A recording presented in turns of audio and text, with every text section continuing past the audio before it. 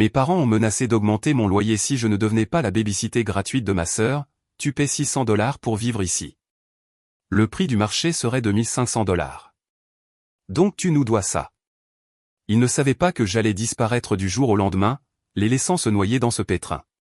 J'ai 25 ans, et cela fait environ un an maintenant que j'enseigne à l'école primaire. Je m'appelle Gabrielae, jusqu'à récemment, je vivais avec mes parents dans leur maison de banlieue, à Minneapolis. C'est la même maison où j'ai grandi, la même chambre avec ses murs violets délavés, ceux-là même que j'avais peints quand j'avais 14 ans. L'arrangement semblait assez équitable quand je suis revenu après l'université. Je leur versais $600 par mois pour le loyer, j'achetais toutes mes propres courses, et j'aidais aux tâches ménagères. Je faisais la lessive, le ménage, et j'aidais ma mère à organiser ses affaires pour ses vœux-greniers. Le plan était simple. Vivre à la maison pendant quelques années, économiser de l'argent, puis trouver mon propre chez moi. Rien de compliqué. Mais pour comprendre comment tout a dérapé, vous devez connaître ma sœur, Jenna. Elle a 32 ans, soit 7 ans de plus que moi, et elle a toujours été la préférée de mes parents, toujours. Jenna a abandonné l'université 2 fois. La première fois, elle disait ne pas se sentir inspirée par sa majeure. La seconde fois, elle s'est plainte que les professeurs étaient trop exigeants. Les 2 fois, mes parents ont payé l'intégralité de ses frais de scolarité. Les 2 fois, cet argent s'est juste envolé quand elle a démissionné.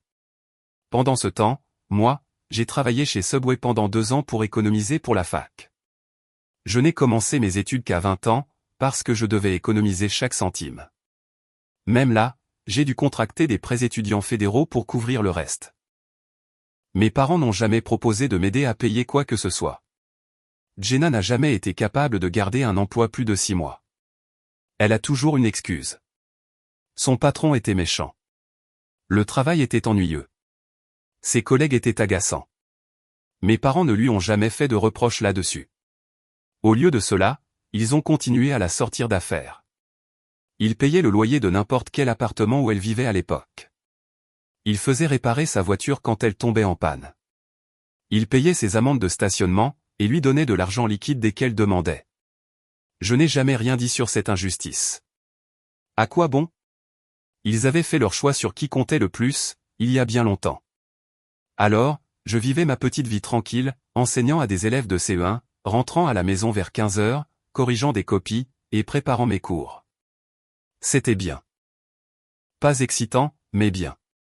Puis, un soir, tout a basculé. C'était un mardi. Maman avait fait des spaghettis pour le dîner. Nous étions tous assis autour de la table quand Jenna est entrée. Elle avait ce sourire bizarre sur le visage, comme si elle détenait un grand secret. « J'ai une nouvelle », a-t-elle dit en s'asseyant et en prenant une assiette. « Je suis enceinte. » La pièce est devenue complètement silencieuse. J'ai regardé mes parents, attendant qu'ils paniquent. Jenna fréquentait un type depuis peut-être 2 mois. Elle n'avait pas de travail. Elle arrivait à peine à gérer sa propre vie telle qu'elle. Mais au lieu de l'inquiétude, le visage de ma mère s'est illuminé. Oh mon Dieu, un bébé. C'est merveilleux. Mon père s'est levé et a serré Jenna dans ses bras. Félicitations, ma chérie. C'est une nouvelle incroyable. Je suis restée assise là, ma fourchette à mi-chemin de ma bouche, complètement confuse. Et le père? Ai-je fini par demander. Jenna a haussé les épaules. Il n'est plus dans le tableau. Il a un peu disparu quand je le lui ai annoncé. J'ai attendu que mes parents disent quelque chose, n'importe quoi. Qu'ils soulignent qu'élever un bébé seul, sans emploi et sans argent, n'était peut-être pas la meilleure situation, mais ils ne l'ont pas fait. On t'aidera pour tout, a dit maman, tendant le bras à travers la table pour tenir la main de Jenna. Tu n'es pas seul là-dedans. On devrait commencer à planifier, a ajouté papa. Tu auras besoin d'un endroit où loger. Le sous-sol. On pourrait le rénover, en faire un véritable appartement pour toi et le bébé, avec une kitchenette, a dit maman avec excitation, et on pourra le peindre de la couleur que tu veux. Ils étaient déjà en train de résoudre tous ces problèmes, exactement comme ils l'avaient toujours fait. Au cours des semaines suivantes, mes parents se sont jetés corps et âme dans la rénovation du sous-sol. Ils utilisaient l'argent de leur épargne retraite 401K pour tout payer. De nouvelles cloisons sèches, la plomberie pour la kitchenette, de la peinture fraîche, un nouveau sol. Je les entendais parler du coût élevé des travaux, mais ils ne semblaient jamais s'en inquiéter. J'essayais de rester en dehors de ça. C'était le pétrin de Jenna, et si mes parents voulaient l'assister comme ils l'avaient toujours fait, c'était leur choix. Je me disais qu'au moins, elle serait au sous-sol dans son propre espace, et que ça ne m'affecterait pas vraiment. J'avais tort. Environ 2 mois après l'annonce de Jenna, maman a commencé avec ses remarques. Tu devrais passer plus de temps avec ta sœur. Elle traverse une période difficile en ce moment. Je travaille toute la journée, maman. Et j'ai des cours à préparer et des copies à corriger le soir. Elle se sent seule, Gabriella. Elle n'a personne sur qui compter. La façon dont elle l'a dit, en me regardant droit dans les yeux, montrait clairement qu'elle pensait que je devrais être cette personne. Papa s'y est mis aussi. Il glissait ses commentaires dans des conversations aléatoires. Tu devrais être reconnaissante pour ce que tu as, Gabriella. Tout le monde n'a pas ta chance. De la chance? Comme si avoir un emploi et payer mes propres factures était une sorte de privilège, au lieu d'être une responsabilité élémentaire. Un soir, je suis rentré du travail et j'ai entendu mes parents discuter dans la cuisine. J'étais sur le point d'entrer quand j'ai entendu mon nom. Jenna va avoir besoin de beaucoup d'aide quand le bébé arrivera, disait maman. On s'y mettra tous, a répondu papa. Toi, moi, et Gabriella. Surtout Gabriella. Elle n'a pas d'enfant à elle, pas de petite amie, pas de vraies obligations en dehors du travail. Elle finit à 15 heures tous les jours. C'est le timing parfait pour aider avec un bébé. Je suis resté là, figé dans le couloir. Il planifiait déjà ma vie pour moi, décidant déjà de ce que je ferais sans même me demander. Je suis allé dans ma chambre sans rien dire. Jenna a commencé à venir plus souvent après ça. Elle débarquait pour le dîner, se plaignait de la difficulté de la grossesse, puis me regardait en disant des choses comme « Tu as tellement de chance d'avoir un emploi stable et de ne pas avoir à gérer tout ça. » Ouais. Tellement de chance d'avoir travaillé pour tout ce que j'ai, au lieu de me le faire servir sur un plateau. 5 mois après le début de sa grossesse, les choses ont empiré. Nous mangions de la pizza un soir, tous assis autour de la table. Maman avait cet air sérieux sur le visage. Nous devons avoir une discussion de famille, a-t-elle dit. J'ai reposé ma part de pizza, redoutant déjà ce qui allait suivre. Jenna va avoir besoin d'aide avec le bébé, a continué maman. Beaucoup d'aide. Et puisque Gabriella vit déjà ici, qu'elle est très douée avec les enfants car elle est enseignante, et qu'elle rentre à 15 heures chaque jour, c'est tout simplement logique. Logique pourquoi, ai-je demandé, même si je le savais déjà. Pour que tu sois la baby-sitter, a dit papa. Tu es déjà sur place. Tu as de l'expérience avec les enfants. C'est le choix logique. J'ai un travail à temps plein, ai-je dit lentement. Je ne peux pas faire du babysitting pour un nouveau-né en plus de l'enseignement. Tu rentres à 15 heures, a dit maman. La plupart des gens travaillent jusqu'à 17 ou 18 heures. Tu as plein de temps. J'ai des corrections, des préparations de cours, des emails aux parents. Mon travail ne s'arrête pas quand je quitte le bâtiment. Jenna a levé les yeux de son téléphone pour la première fois. Elle avait ce petit sourire narquois. Je ne savais pas qu'aider ta sœur était un si gros problème pour toi, Gabriella. Ce n'est pas la question. J'ai ma propre vie, mes propres responsabilités. C'est incroyablement égoïste, a dit maman, sa voix devenant tranchante. Nous sommes une famille. La famille s'entraide. Et n'oublions pas, a ajouté papa, tu ne paies pas un loyer au prix du marché. Tu paies $600 pour vivre ici. Le prix du marché serait de $1500 facile, donc tu nous es redevable. Je l'ai fixé du regard. Je paie un loyer. J'achète ma propre nourriture. J'aide à la maison tout le temps. Je ne vis pas ici gratuitement.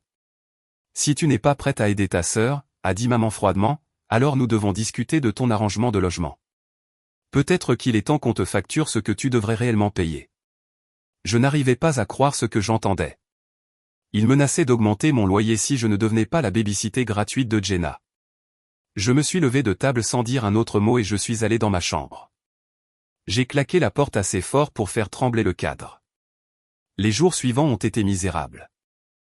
Mes parents n'arrêtaient pas de faire ces commentaires passifs-agressifs à chaque occasion. Ça doit être sympa d'avoir autant de temps libre après le travail, disait papa quand j'étais dans ma chambre à corriger des copies. Certaines personnes ne comprennent simplement pas ce que signifie la famille, marmonnait maman assez fort pour que je l'entende. Jenna agissait comme si les lieux lui appartenaient. Elle débarquait quand elle voulait, laissait ses affaires partout, mangeait mes courses. J'achetais des produits bio chez Whole Foods parce que j'essayais de manger sainement. Jenna se servait simplement de tout ce qu'il y avait dans le frigo.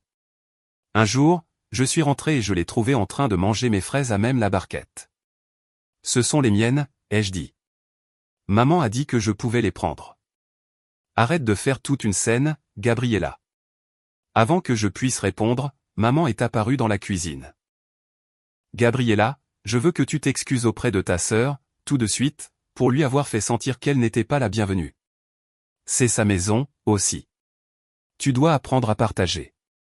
Je suis simplement parti. Ça ne servait à rien d'argumenter. Une semaine plus tard, les choses ont encore empiré.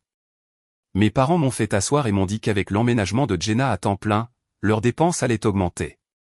Si je n'étais pas disposé à aider avec le bébé, ils devraient augmenter mon loyer à 1500 $.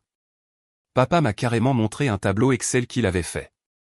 Il pointait des chiffres et expliquait combien coûtaient les couches, combien le lait maternisé allait coûter, et comment Jenna avait besoin d'aide avec ses factures. C'est là que j'ai su que je devais partir. Je n'avais pas beaucoup d'économies, mais je me suis souvenu que ma collègue, Madison, avait mentionné que son amie cherchait une colocataire.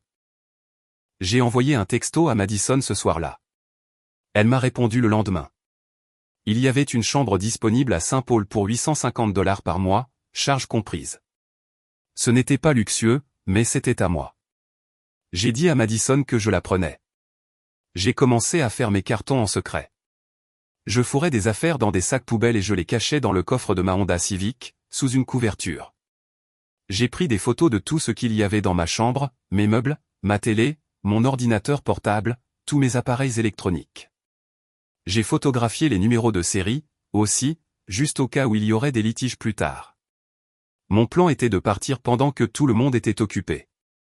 Je déménagerais discrètement et laisserais une lettre expliquant tout. Propre, simple, sans drame. Mais j'ai commis une erreur stupide. J'ai laissé mon ordinateur portable ouvert dans ma chambre, avec la lettre que j'avais écrite affichée à l'écran. Ma mère est entrée dans ma chambre et l'a lue. Puis, elle l'a imprimée. Quand je suis rentré du travail ce jour-là, mes deux parents m'attendaient dans le salon. Papa tenait la lettre imprimée comme si c'était la preuve d'un crime. « C'est quoi ça ?» a-t-il exigé. « Tu as l'intention de nous abandonner ?»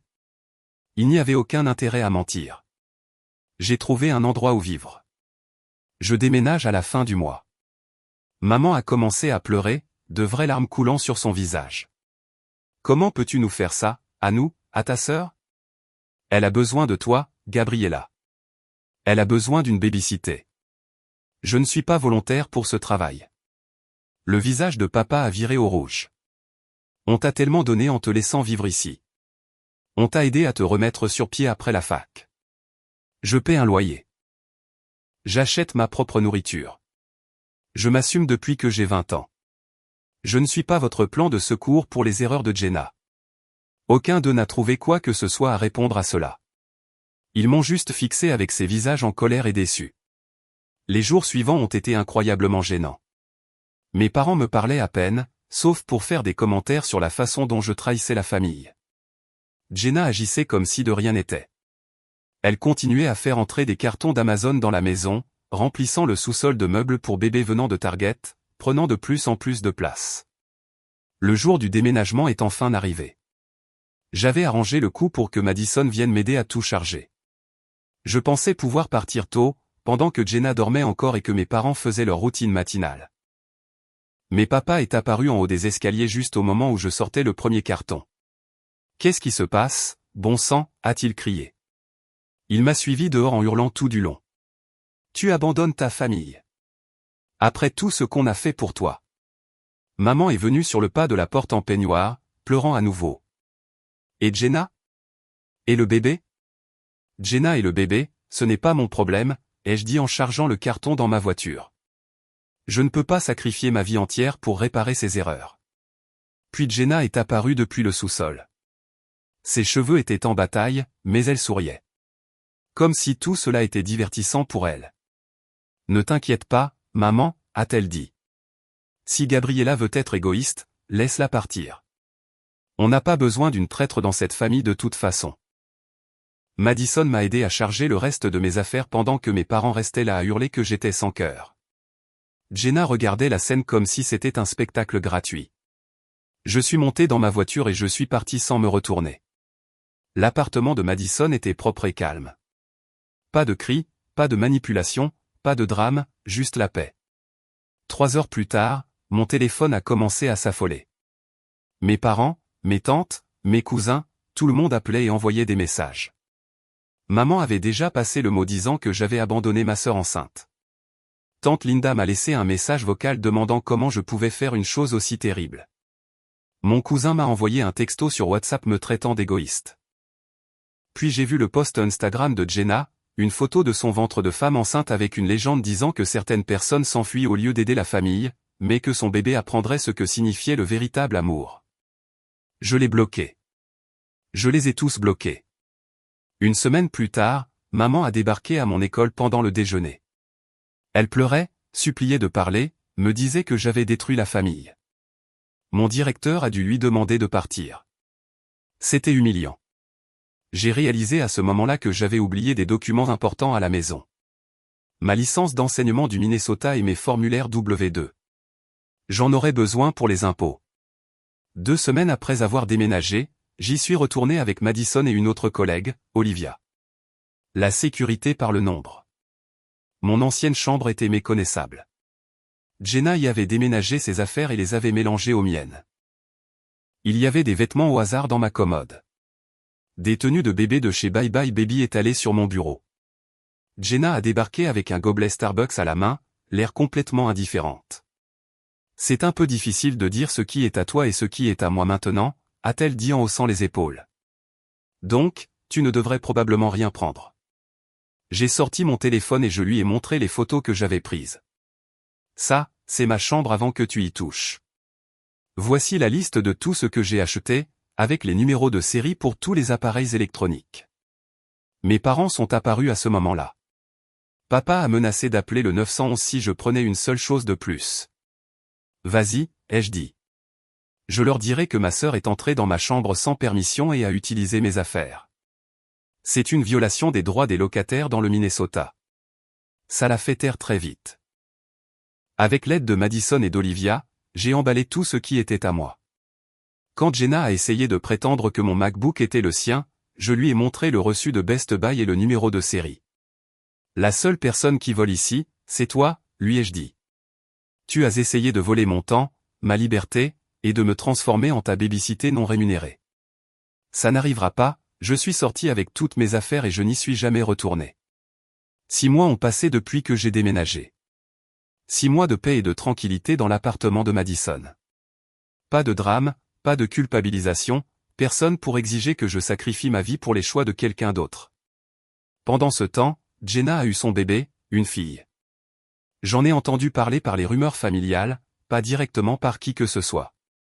Je n'ai pas cherché à les contacter, et honnêtement, je n'en avais pas envie. Selon les quelques proches qui me parlaient encore, les choses s'étaient effondrées exactement comme je l'avais prédit. Mes parents s'occupaient maintenant à plein temps de la fille de Jenna.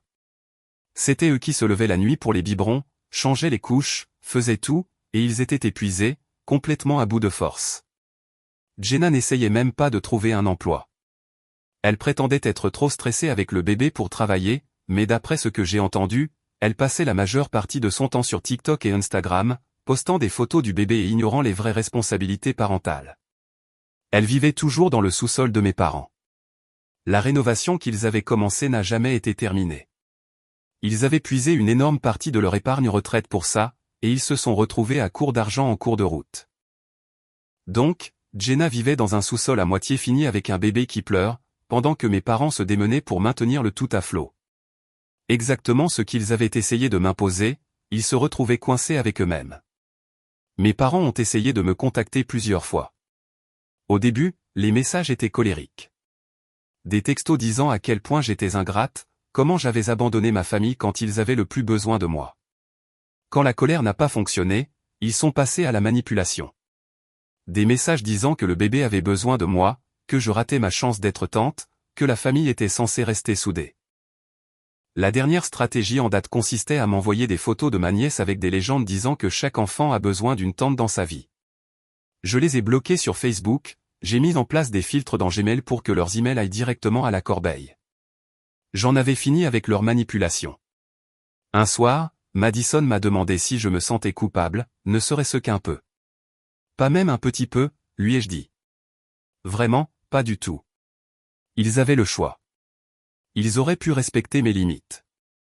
Ils auraient pu me demander de faire du babysitting de temps en temps, comme le font les gens normaux. Peut-être garder le bébé quelques heures le week-end. J'aurais dit oui à ça. J'adore les enfants. C'est pour ça que je suis devenue enseignante. Mais ils ont exigé. Ils ont menacé d'augmenter mon loyer si je ne devenais pas une nounou gratuite à plein temps. Ils ont essayé de me faire chanter pour que j'abandonne toute ma vie pour l'erreur de Jenna. Alors non, je ne me sens pas coupable. Et je le pensais vraiment. Vraiment pas. Le truc, c'est que si mes parents avaient simplement été raisonnables, rien de tout cela ne serait arrivé. S'ils m'avaient traité comme une vraie personne avec sa propre vie, au lieu d'une solution de garde d'enfants intégrée, j'aurais aidé parfois. J'aurais été une bonne tante. J'ai pensé à reprendre contact une fois, juste une fois. C'était tard le soir, j'avais bu un verre de vin et je me sentais sentimental. J'ai ouvert un nouvel email et j'ai commencé à taper. Mais je me suis arrêté et je me suis demandé ce qui changerait réellement si je les contactais. S'excuseraient-ils? Admettraient-ils qu'ils avaient tort? Respecteraient-ils mes limites à l'avenir? La réponse était non. Ils verraient juste cela comme une capitulation de ma part. Ils prendraient cela comme une permission de recommencer à faire des exigences. Alors, j'ai supprimé l'email et bloqué leur numéro une fois de plus. J'ai appris par tante Linda que mes parents continuaient à demander de mes nouvelles. Ils continuaient d'essayer de trouver des moyens de me contacter. Ils s'étaient même présentés à mon ancienne école une fois, mais j'avais déjà prévenu le bureau de ne pas les laisser entrer. Tante Linda était l'une des rares personnes à qui je parlais encore. Elle ne me jugeait pas pour être partie. Elle comprenait. Tes parents sont en difficulté, m'a-t-elle dit lors d'un de nos appels. Mais ce n'est pas ta faute. Ils ont pris leur propre décision. Comment va Jenna? Comme toujours. Elle poste sur les réseaux sociaux, agit comme si elle était la mère de l'année, et laisse tes parents faire tout le vrai travail. Ça ne m'étonne pas. Ils continuent de me demander de te convaincre de revenir. Je leur dis que tu es une adulte et que tu fais tes propres choix, que s'ils veulent une relation avec toi, ils doivent d'abord s'excuser et changer leur comportement. Merci. Je suis fier de toi, Gabriella. Tu t'es défendue. Ça demande du courage. J'ai apprécié qu'elle dise ça, parce que parfois, tard le soir, je me demandais si j'avais fait la bonne chose, si j'aurais peut-être dû juste prendre sur moi et aider. Mais ensuite, je me rappelais les menaces, la manipulation, le manque total de respect pour mon temps, ma carrière, ma vie. Et je me rappelais que me défendre n'était pas égoïste. C'était nécessaire. Et 6 mois après mon départ, ma vie était meilleure qu'elle ne l'avait jamais été. J'avais mon propre espace, de bons colocataires, un travail que j'aimais, et 0 drame familial. J'avais clairement fait comprendre à mes parents, par l'intermédiaire de tante Linda, que je n'étais pas intéressé par la reconstruction de la relation à moins qu'ils ne reconnaissent ce qu'ils avaient fait et n'opèrent de réels changements. Cela fait 6 mois que je suis parti, et ma vie est complètement différente maintenant. Meilleure. Tellement meilleure. J'enseigne toujours en CE1 et j'ai même eu une augmentation cette année. Mon directeur m'a nommé pour un prix d'excellence en enseignement. Je n'ai pas gagné, mais le simple fait d'être nommé faisait du bien. C'était comme une reconnaissance pour le travail que je fais réellement. Madison et moi nous entendons très bien en tant que colocataires. On cuisine le dîner ensemble parfois, on regarde des films le week-end, on a de vraies conversations normales qui n'impliquent ni culpabilisation ni manipulation. Son copain vient de temps en temps et on traîne tous ensemble. C'est paisible. J'ai économisé de l'argent, aussi. De l'argent réel cette fois. Sans mes parents menaçant d'augmenter mon loyer ou Jenna mangeant toutes mes courses. Je suis en train de construire mon compte épargne. Je pense à prendre mon propre logement dans 1 an environ. Peut-être un petit appartement en copropriété. La semaine dernière, une de mes élèves m'a donné un dessin qu'elle avait fait. C'était une image de moi avec un grand sourire, debout devant notre salle de classe. Elle avait écrit meilleure maîtresse du monde, en haut au crayon violet. Je l'ai mis sur mon réfrigérateur et j'ai pensé au fait que c'était ça, juste là, qui comptait. Faire une différence dans la vie des enfants. Avoir un travail qui me tenait à cœur. Construire une vie dont j'étais fier. Pas garder le gosse de ma sœur gratuitement parce que mes parents avaient décidé que je leur devais ça. Parfois, les gens me demandent si je regrette la façon dont les choses ont tourné, si je souhaite avoir géré la situation différemment. La réponse est non. Je ne le regrette pas du tout. Parce que voici ce que j'ai appris de tout ça. Les limites, c'est important. Votre temps est important. Votre vie est importante. Mes parents me voyaient comme une solution au problème de Jenna. Pas comme une personne avec ses propres objectifs et responsabilités. Ils n'ont pas demandé si je pouvais aider. Ils l'ont exigé. Ils m'ont menacé quand j'ai dit non. Ce n'est pas comme ça qu'une famille est censée fonctionner. S'ils avaient simplement été raisonnables, tout serait différent. S'ils avaient dit « Eh, Gabriella, serais-tu prête à garder le bébé quelques heures le samedi matin ?» j'aurais dit oui. J'adore les enfants. C'est littéralement mon métier. Mais ils ne voulaient pas quelques heures d'aide. Ils voulaient que je sois une nounou à plein temps non rémunérée, en plus de mon travail d'enseignante à plein temps. Ils voulaient que je renonce à mes soirées, mes week-ends, ma vie entière. Et quand j'ai refusé, ils ont essayé de me punir en augmentant mon loyer, alors je suis parti. Et je ne m'en sens pas mal. Tante Linda m'a appelé hier. Elle a dit, Jenna ne travaille toujours pas, vit toujours dans le sous-sol, et laisse toujours mes parents tout faire. Le bébé a 6 mois maintenant, et mes parents ont l'air d'avoir vieilli de 10 ans. Ils demandent encore de tes nouvelles. Tante Linda me l'a dit. Je leur ai dit la même chose que je dis toujours, que tu vas bien et que s'ils veulent te parler, ils doivent d'abord s'excuser. L'ont-ils fait? Non. Ton père dit qu'ils n'ont aucune raison de s'excuser. Que c'est toi qui as abandonné la famille. Je n'étais pas surprise. Mes parents n'admettraient jamais qu'ils avaient tort. Cela signifierait reconnaître qu'ils m'ont traité injustement toute ma vie, qu'ils ont toujours fait passer Jenna en premier et s'attendaient à ce que je l'accepte simplement. Comment vas-tu? Vraiment? A demandé tante Linda. Honnêtement, je vais très bien. Je suis heureuse. Ma vie est exactement celle que je veux qu'elle soit. Bien. Tu mérites ça. Après avoir raccroché, je me suis assise sur mon canapé et j'ai pensé à tout ce qui s'était passé. Aux menaces, à la manipulation, à la culpabilisation, au fait d'avoir déménagé en secret et d'avoir bloqué tout le monde. Certaines personnes pourraient penser que j'ai réagi de manière excessive, que j'aurais dû simplement aider parce que c'est ce que fait la famille. Mais ces gens-là ne comprennent pas ce que c'est que d'être traité comme moins importante toute sa vie. De regarder ses parents payer l'université de sa sœur 2 fois pendant que vous travaillez chez Subway pour payer la vôtre. De les voir réparer sa voiture et payer son loyer pendant que vous gérez tout vous-même, pour finalement accomplir quelque chose de stable et de bien, seulement pour qu'ils essaient de vous transformer en garderie gratuite. Je me suis défendu. J'ai défendu mes limites. J'ai choisi mon propre bien-être plutôt que leurs exigences, et je ne suis pas désolé pour ça. Mon téléphone a vibré. Un texto de Madison demandant si je voulais manger thaï pour le dîner. J'ai répondu oui et j'ai souri. C'était ma vie maintenant. Simple, paisible, sans drame. Une vie où je faisais mes propres choix et où je ne m'excusais pas d'avoir des limites. Mes parents et Jenna ont créé leur propre situation. Ils ont choisi la manipulation plutôt que le respect. Ils ont choisi les exigences plutôt que les demandes. Ils font face aux conséquences de ces choix maintenant. Et moi, je suis enfin libre. Je n'ai plus besoin de leur approbation. J'ai juste besoin de continuer à vivre ma vie selon mes propres termes, avec des gens qui me respectent vraiment.